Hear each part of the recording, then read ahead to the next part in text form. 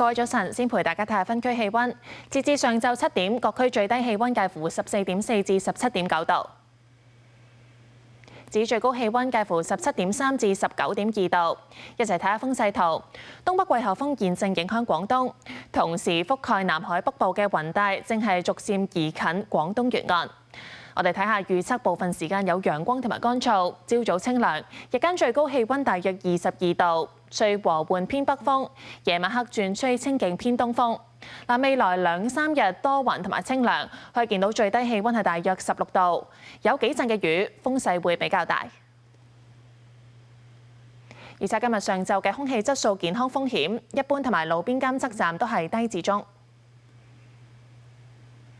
而預測今日嘅最高紫外線指數係5，強度屬於中等。睇埋其他城市天氣。廣州、澳門多雲，廈門天晴，台北多雲，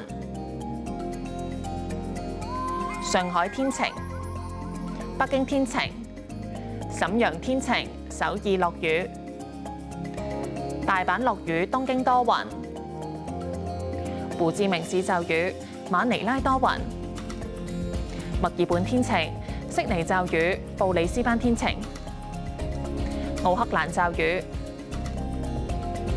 溫哥華驟雨，三藩市落雨，洛杉磯多雲，紐約天晴，多倫多多雲，倫敦落雨，巴黎落雨，阿姆斯特丹落雨，法蘭克福多雲，蘇黎世多雲。